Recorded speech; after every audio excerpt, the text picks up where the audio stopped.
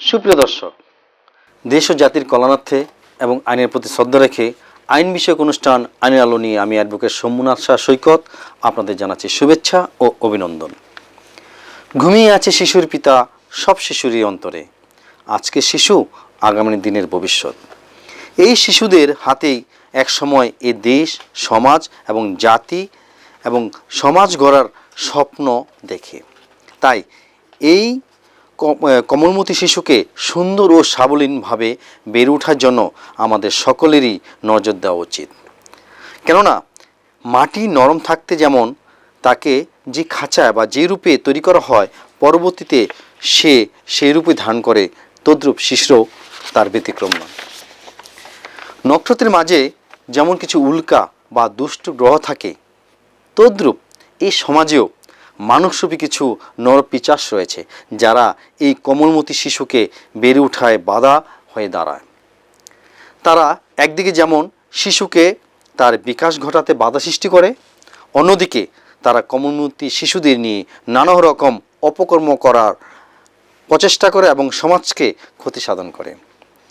উন্নত বহির্বিশ্বের সাথে তাল মিলিয়ে আমাদের দেশও আজ এগিয়ে যাচ্ছে। দেশের সরকার তথা আইন অঙ্গনের বিশেষজ্ঞরা এবং তারা এই সকল শিশুদের রক্ষার্থে এবং শিশুদের অত্যাচারীদের হাত থেকে রক্ষা করার জন্য বিভিন্ন ধরনের বিধান এবং নিয়মকানুন এবং শাস্তির বিধান রেখে তারা আইন প্রণয়ন করেন। দর্শক, আজ আইনের আলো অনুষ্ঠানের এনএনটিভির স্টুডিওতে আমাদের মাঝে উপস্থিত আছেন the United Nation convention on the right of চাইল্ডের নির্বাহী পরিচালক, যেটা UNCRC 13 বলে, সেই নির্বাহী পরিচালক আমাদের আরিফ রহমান শিবলি ভাই। কেমন আছেন? জি আলহামদুলিল্লাহ, আমি ভালো আছি। আপনি কেমন আছেন? জি ভালো ভাইজান। উপস্থিত আছেন নারায়ণগঞ্জ জেলা আইনজীবী সমিতির সাবেক কার্যকরী কমিটির সম্মানিত সদস্য এবং ইয়াং লয়ার্স অ্যাসোসিয়েশন নারায়ণগঞ্জ জেলা শাখার সাধারণ সম্পাদক বিজ্ঞ আইনজীবী মোহাম্মদ রাসেল পড়া। কেমন আছেন? জি আলহামদুলিল্লাহ, আপনি কেমন আছেন? জি ভাইজান, ভালো আছি। দর্শক, আসা যাক আমাদের মূল পর্বে। আমাদের আজকের বিষয় শিশু ও শিশু অধিকার আইন। আমরা প্রথমেই শিশু এবং শিশু বিষয়ের আইন নিয়ে আমাদের যেহেতু আমাদের UNCRC 13 নির্বাহী পরিচালক রয়েছেন, তাকে দিয়ে আমরা শুরু করব। ভাইজান, আসলে আমরা জানি, তারপর আপনার কাছ থেকে, আপনি তো শিশুকে নিয়ে অনেক কাজ করেন এবং কাজ করছেন, আপনি মহান দায়িত্ব নিয়ে আছেন। আমরা শিশু কারা আসলে মূলত এবং শিশুদের যে সেই সম্পর্কে আমরা কিছু জানতে চাই। আচ্ছা, ধন্যবাদ আপনার মূল্যবান প্রশ্নের জন্য।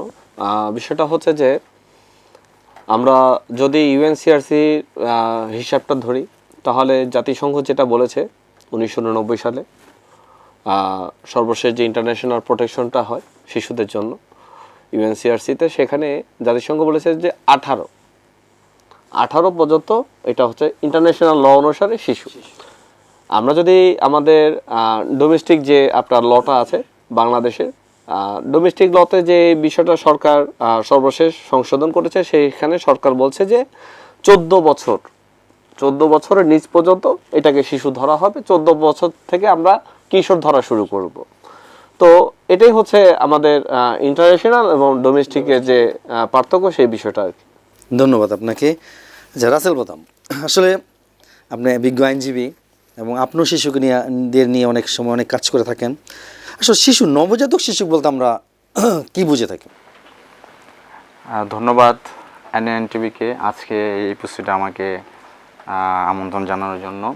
ধন্যবাদ জানাচ্ছি NNTV-র পৃষ্ঠপোষক সহ পরিচালক সহ আজকে উপস্থাপক আপনাকে সহ অনেক অনেক ধন্যবাদ। আমি এখন প্রশ্নে চলে যাচ্ছি।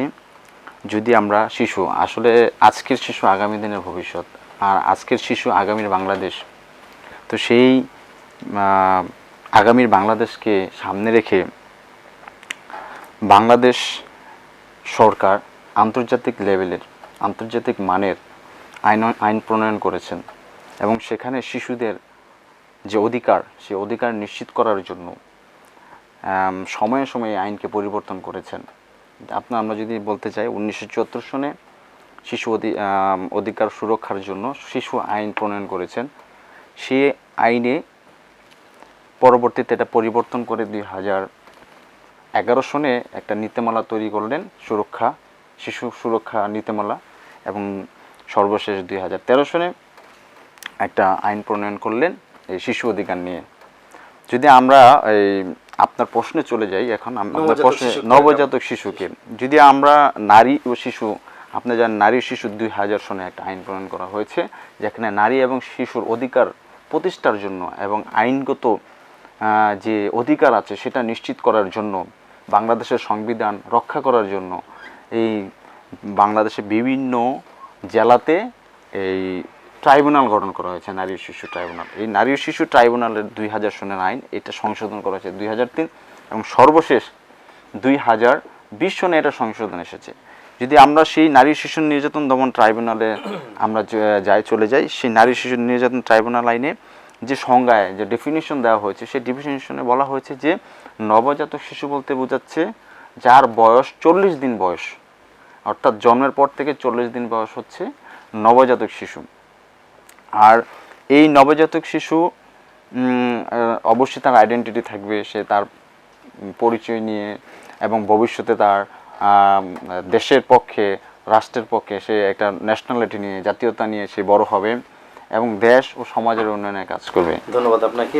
আসলে আপনি যেটা বলছিলেন 40 দিনের মধ্যে নবজাতক শিশুর নাম সহ তার জন্ম নিবন্ধন, আসলে বাংলাদেশের প্রেক্ষাপট যদি আপনি রাসেল ভাই বা আমাদের সম্মানিত উপস্থাপক, আপনারা যদি চিন্তা করে দেখেন যে আমাদের সরকার যতটাই এগিয়ে আসার চেষ্টা করুক, আমাদের অভিভাবকদের অনীহার কারণে কিন্তু এই সমস্যাগুলো বেশি ঘটছে। এই যে করব, আচ্ছা নাম রাখছি, অমুক তো এখনো আসে নাই, নামটা রাখা আর একটু কয়দিন পরে করি, এই যে চিন্তা চেতনাগুলো, তার যে আপনার অধিকারের অন্যতম প্রেক্ষাপট কিন্তু তার নাম রাখতে হবে, তার ন্যাশনালিটিকে, এটা রাষ্ট্রকে নিশ্চিত করতে হবে, আইডেন্টিফাই করার জন্য। রাইট।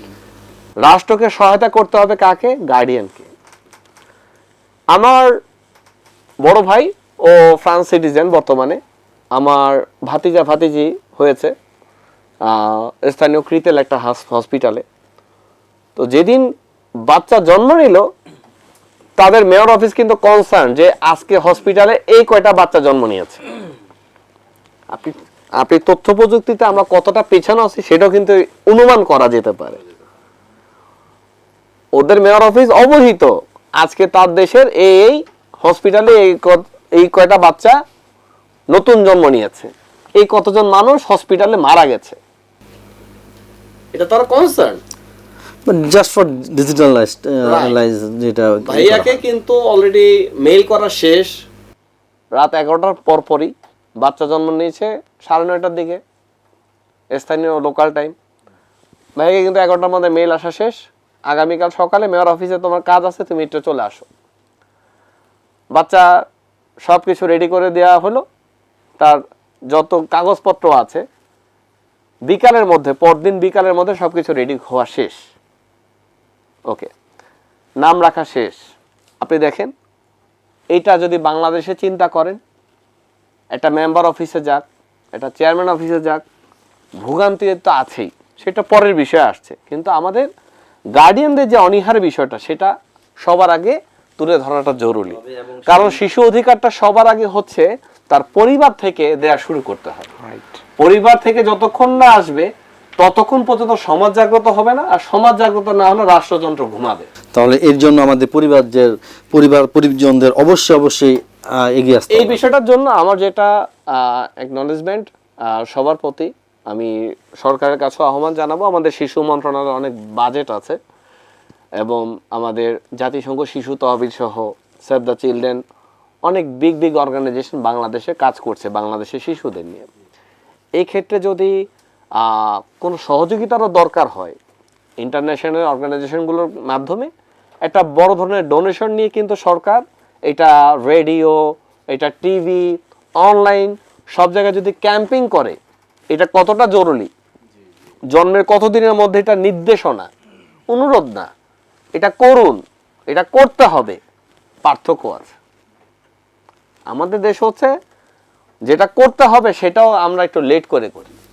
যে এটার জন্য আমরা অবশ্যই আশা করব যে নেক্সট পর্যায়ে এবং সামনে তো আমাদের এই আইনের আলো প্রোগ্রামের মাধ্যমে যেন একটু হলেও যেন জনগণ সচেতন হলে সে বিষয়ে মনে হয় এবং সরকারও জিনিসটা নজর রাখে। আচ্ছা, আমরা জানতে চাচ্ছি শিশু কল্যাণ, যে প্রতিটা শিশুর তো কল্যাণের জন্য আমরা চেষ্টা করা হয়, কিন্তু শিশু কল্যাণটা মূলত কি? শিশু কল্যাণ, শিশুদের কল্যাণের জন্য বেসিক্যালি আপনার প্রতিটা দেশেরই কিন্তু আলাদা ল আছে। আমাদের লতে যে বিষয়গুলা সরকার গুরুত্ব দেওয়ার চেষ্টা করেছে, আমার সাথে রিসেন্টলি আইনমন্ত্রী মহোদয়ের একটা মিটিং হয়েছিল মন্ত্রণালয়ে, তো সেই মিটিংয়ে কিন্তু এই বিষয়গুলো কিন্তু উঠে আসছে। আমাদের দেশে আপনার শিশুদের নিয়ে কাজ করে এমন অর্গানাইজেশন ব্যাঙের ছাতার মতো বাড়ছে ভাইয়া, খুব দুঃখ। আমি কিন্তু আজকে এই অনুষ্ঠানে আসার পথে কিন্তু আমি অন্যতম অতিথির সাথে এই বিষয়গুলো নিয়ে আলোচনা করছিলাম। এটা খুব দুঃখ লাগে।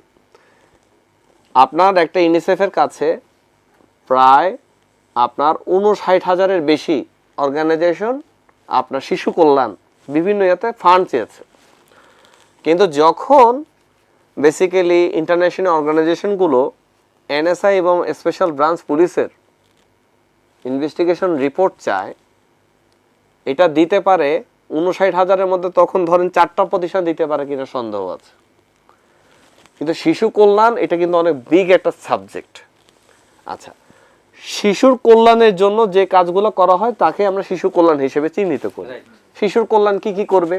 তার শিক্ষা, তার স্বাস্থ্য, ঠিক আছে, তার মানসিক ব্যবস্থা, আচ্ছা, তার অন্যান্য যে রাষ্ট্রীয় যে সুযোগ সুবিধাগুলো, রাইটস, বেসিক নিডসগুলো, হ্যাঁ, এই বিষয়গুলো সে ঠিক মতো পাচ্ছে কিনা, এই জিনিসগুলো সামগ্রিকভাবে কল্যাণের মধ্যে উঠে আসে।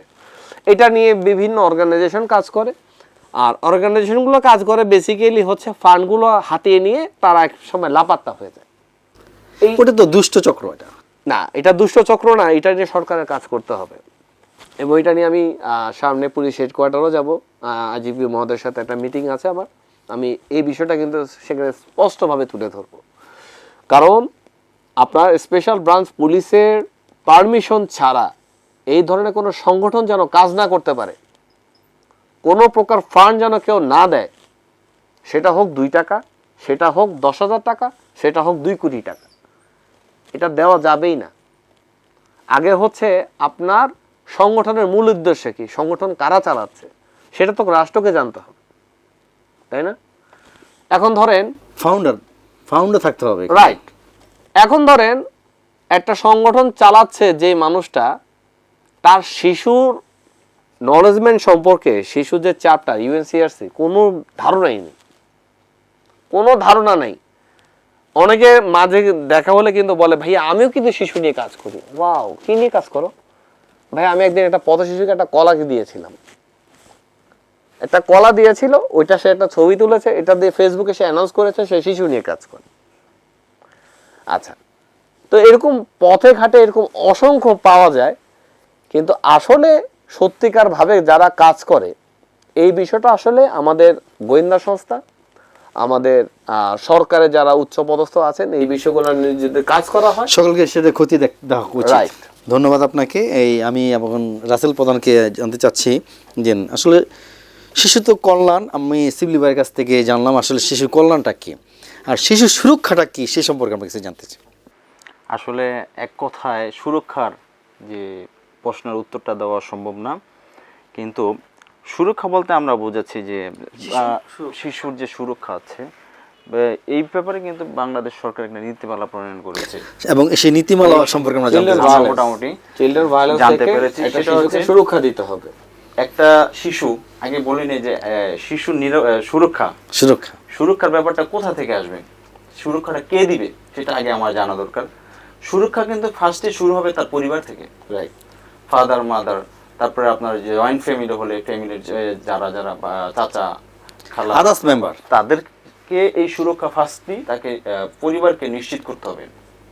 তারপর হচ্ছে একটা বাচ্চা যখন স্কুলে যাচ্ছে তখন তার টিচার তাকে এই সুরক্ষা দেওয়ার জন্য যত সম্ভব উনি ওনার পক্ষ থেকে স্কুলে হোক বা বাসায় টিউটর হোক, সেটা নিশ্চিত করতে হবে। তবে আমরা বেসিক্যালি যেটা বুঝি যে শিশু সুরক্ষা বলতে আমরা বুঝি সহিংসতা, শোষণ, নিপীড়ন, যৌন নিপীড়ন এবং অবহেলা থেকে শিশুকে নিরাপত্তা থেকে আমরা বুঝি। আর নীতিমালাটা আমরা জানতে চাচ্ছি। আচ্ছা, আমরা নীতিমালা যদি জানতে চাই, সেই নীতিমালার আলোকে আসলে সুরক্ষা এবং নীতিমালা একটা আরেকটা পরিপূরক।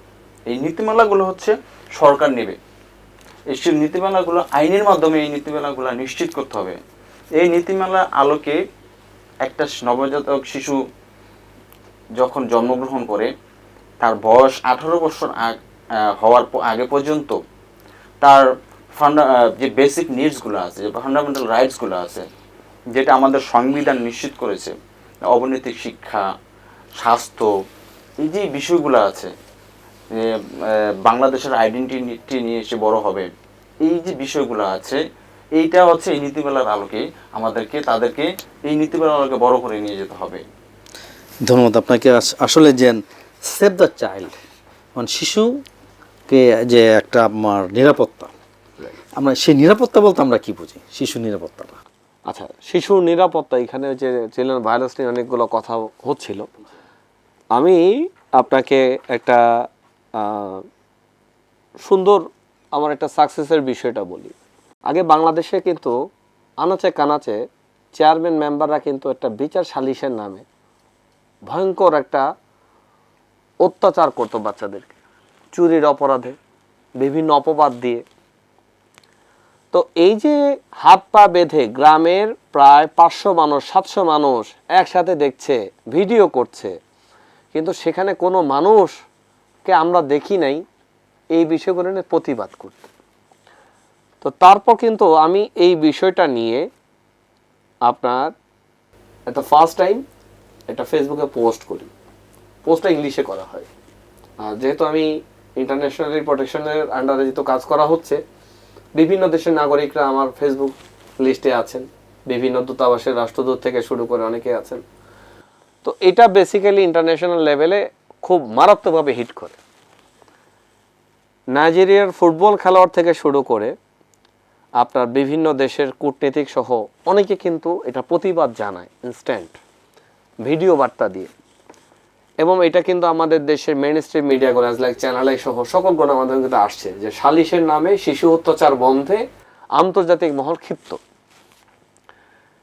এই যে ধরেন, যখন ইন্টারন্যাশনালি এটা যখন আসলো, তখন কিন্তু আমাদের দেশের সরকার এটা নিয়ে কাজ করা শুরু করলো।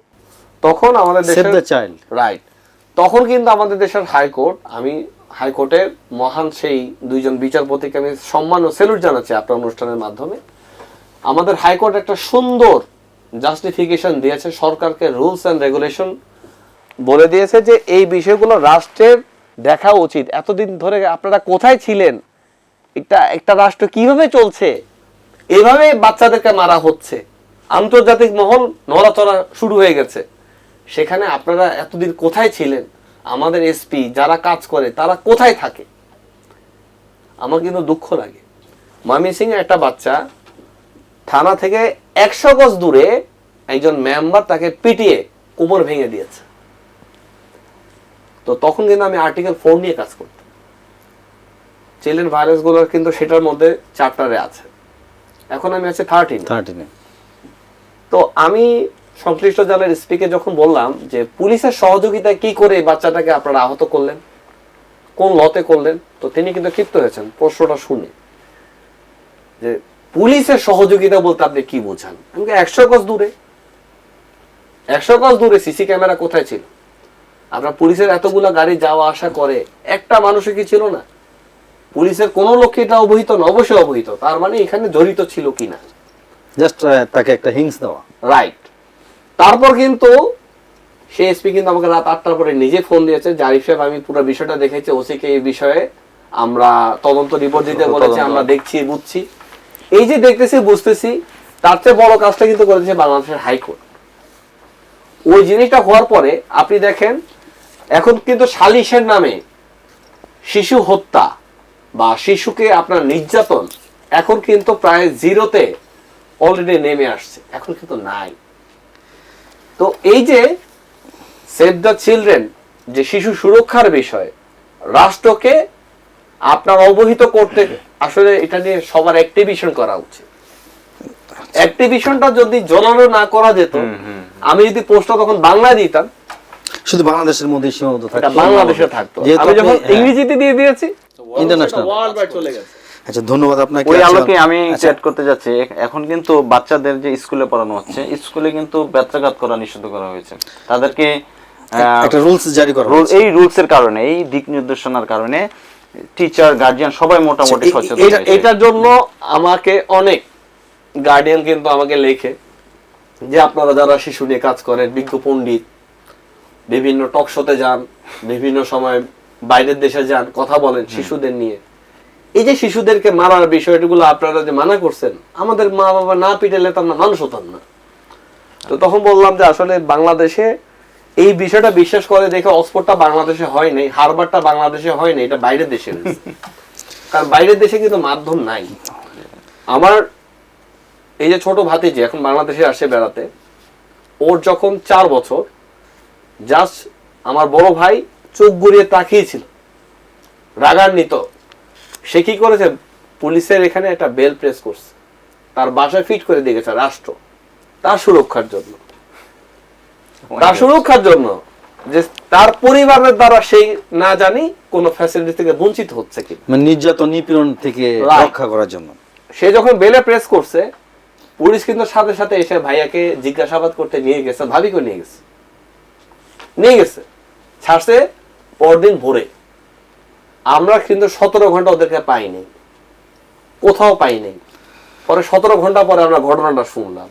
এটা কিন্তু শিক্ষণীয় যে রাষ্ট্র এখানে কতটা save active করার জন্য। আর আমরা এখনো কতটা পিছিয়ে আছি। মানে সেবাটা ঘরে ঘরে পৌঁছে দিয়েছে আসলে এটা এবং প্রতিটা বাচ্চাকে আসলে সুরক্ষার জন্য উন্নত বৈবিশ্য আর বাংলাদেশের সাথে একটু ডিফারেন্সের কারণে আসলে ওইভাবে এখনো পর্যন্ত আসেনি। তবে টুডে টুমোর আমরা সেটা আশাবাদী, দেখতে পাবো। আমরা সেটা আশা আমরা করি। আশাবাদী। আমাদের বর্তমান যে বাংলাদেশ পুলিশ বাহিনী আছে, পুলিশ হেডকোয়ার্টার বলেন বা বিভিন্ন যে পুলিশের ট্রেনিং গুলা বলেন, এখন কিন্তু ধরেন আমরা ধরেন বাই গভর্নমেন্ট লেভেল থেকে কিন্তু নির্দেশনা দেওয়া থাকে শিশুদের উপর ট্রেনিং করানোর জন্য।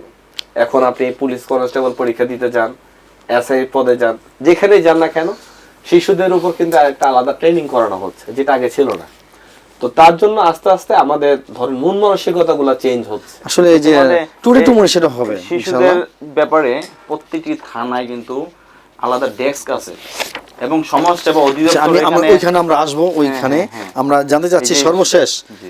শিশু নীতিমালা মানে কবে এটার হয়, কত সালে? ইন্টারন্যাশনাল ল অনুসারে 1989 1989 এবং বাংলাদেশে 2000 ডোমেস্টিক 2011 এবং 2013 সনে এটা আইনে আচ্ছা, আমি এখন জানতে চাচ্ছি যে শিশু অধিকার, আমরা শিশু কল্যাণ সুরক্ষা প্রত্যেকটা জিনিসের কিন্তু এটা যে সেভ দ্য চাইল্ড, সেটাকে রক্ষা করার জন্য, কিন্তু ওটা তো অন্যের মাধ্যমে হয়ে থাকে, কিন্তু একটা শিশুর অধিকার, সেই অধিকার সম্পর্কে আমরা কিছু জানতে চাই রাসেল প্রধানের কাছ থেকে। আসলে শিশু অধিকার বলতে আমরা এক কথা এটা ব্যাখ্যা করতে পারবো না। শিশুর অধিকার কিন্তু অনেক- সংক্ষেপে জাস্ট আমাদের একটা বিষয়টা আমরা মানে যদি আমি ওয়াইডলি আমি চিন্তা ভাবনা করি, শিশুর যে অধিকার আছে, তার স্বাভাবিক যে জীবনযাত্রা, স্বাভাবিক যে তার বাঁচার যে অধিকার আছে, এই বাঁচার অধিকার নিশ্চিত করার জন্য আমাদের যথাযথ যা করণীয় আমরা কিন্তু সেটাই ধরে নিয়েছি যে এটা হচ্ছে শিশু অধিকার। তো শিশু অধিকার হচ্ছে আইনের অধিকার আছে, বাঁচার অধিকার আছে, শিক্ষার অধিকার আছে, জানমালের অধিকার আছে, এই সব কিছু মিলিয়ে কিন্তু একটা শিশুর অধিকার। তো একটা শিশু এই অধিকার কখন থেকে কখন পাবে? জন্মের পর থেকে বয়স 18 পর্যন্ত তাকে শিশু 18 ভাতা আগ দেওয়া হয়। পর্যন্ত যেটা। তাহলে আমরা এই শিশু অধিকার নিশ্চিত করার ক্ষেত্রে আমাদের যেরকম আমাদের ফাদার মাদার এবং আমাদের পরিবার আছে, যেমন সচেতন হতে হবে, পাশাপাশি আমাদের যে আইন আছে সেই আইনকে ফলো করতে হবে, যে নীতিমালাগুলো আছে সেগুলো ফলো করতে হবে, মানতে হবে, এবং এই ব্যাপারে প্রচুর পরিমাণে মিডিয়া এখানে কাজ করতে হবে, প্রিন্টিং মিডিয়া, তারপর আমাদের অনলাইন ভিত্তিক যে পোর্টালগুলো আছে। আপনি মিডিয়ার কথা যদি বলেন, রাসেল ভাই, আমি যখন 13-এ আসলাম কাজ করতে, এখানে এসে শিশুর মত প্রকাশের স্বাধীনতা, জি, এখানে আপনি নিজেও আমার অনুষ্ঠানে দুইটা এপিসোডে আসছিলেন। তো ওখানে আমরা যখন বিভিন্ন টিভি চ্যানেলের কর্ণধারদেরকে যখন নিয়ে আসি, শিশুদের মুখোমুখি করি, তো শিশুরা যখন জানতে চায় যে আপনার চ্যানেলে কি কি চলছে শিশুদের জন্য, তখন কিন্তু আসলে থতমত খায় বেশিরভাগই। লাস্ট এপিসোডেও একজন উচ্চপদস্থ অফিসার আসছিলেন একটা টিভি চ্যানেলে, তো তিনি এসেও কিন্তু তার টিভি স্টেশন সম্পর্কে যখন বলতে গেছে, তখন বাচ্চাদের কাছে জবাবদিহিতা এভাবেই দিচ্ছে যে আসলে আমাদের বাজেট খুব কম, তোমাদের জন্য প্রোগ্রাম করতে গেলে অনেক বাজেটের প্রয়োজন, এখানে অনেকের এগিয়ে আসা উচিত। অথচ প্রত্যেকটা টিভি চ্যানেল যদি তার নীতিমালা অনুসারে আপনি বলেন রাসেল ভাই বা আমাদের সম্মানিত উপস্থাপক, আমি খুব কষ্টের সাথে বলছি যে 3,60,000 শিশু বর্তমানে আছে আমাদের নতুন আদমশুমারি হিসাবে। তো এই 3,60,000 শিশুকে বঞ্চিত করে আমাদের 94% যত টিভি চ্যানেল বাংলাদেশে লাইসেন্স পেয়েছে, এখনো লাইসেন্সের আশায় আছে বসে, আর যে সকল পত্রিকা আপনার লাইসেন্স প্রাপ্ত বা লাইসেন্সের আশায় বসে আছে, 94% এরা বঞ্চিত করে শিশুদের। দর্শক, চেয়ে নিচ্ছি ছোট্ট একটা বিরতি।